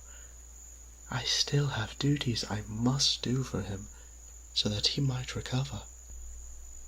And you will, for as long as you are able to. and when the time comes, I will take over his care. There's nothing that I can do, anything I could say, to put this accusation to rest. It comes from the highest point, Sodavon. There is no way around it. I will be in contact with the Cabal periodically. If you resist it, and no results are shown, they will send others who are far less merciful. Am I meant to see being tormented by an old friend to be an act of compassion, then? Yes. As a matter of fact, it's the best option you have. Heresy charges are very serious, Olivon, and the Catechism is not above sending those who would rend a confession from an accused with even more horrible treatments to make an example to others who might speak up. Swear it again, Leandros. On the church, on the void, all of it. Swear that you will keep him safe and healthy, and that you won't hurt him, that you will care for him. Please. Vanite is my witness when I give my word. I assure his safety, so long as he does not interfere with the will of the Church. Many things will change, but I swear that this will not. Under the pain of sunlight, this is my vow. Thank you, Leandros. You've always been a very good friend. So, what happens now? Well, we should move outside, and the humans should stay here. No reason to bring them along for this. We'll return in a few minutes. Oh, all right. Dear, I'm sure that you have some questions for us. I know I certainly have some of my own, but know that you are going to be okay. I will still be here to take care of you for some time yet. Nothing will change that. We can talk more about this when you're turning in for the night. So, for now, just stay here and enjoy the pancakes on your own for a while, okay? Leandros and I are going to step outside for a while, but I promise that we will be back soon. So please, don't worry, dear. I'll see you again soon. Don't worry about cleaning the dishes. Just eat as much as you'd like in the meantime.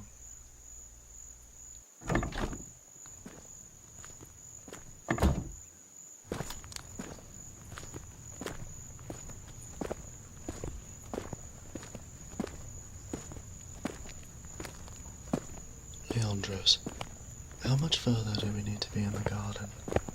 We're already quite far from the door.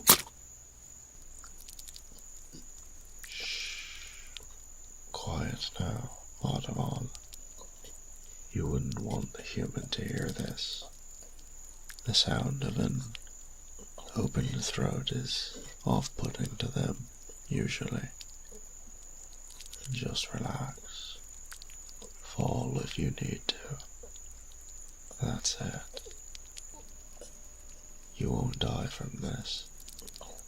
It's painful for now, but this is the fastest way to take any blood that you have. I thought it would be better than letting it drain away slowly. The purge is just taking the short way to starting blood fasting. Here, you can at least bleed it away while looking at your beautiful garden. There must be some comfort in that. Your healing will stop the bleeding well before your reserves run dry, so I will have to do this a few times yet. Look at the flowers, Audubon. I will try to make this as quick as I can. So watch the flowers sway and the petals flutter as I do this. And it will be over before you know it. Bear it, because from here on,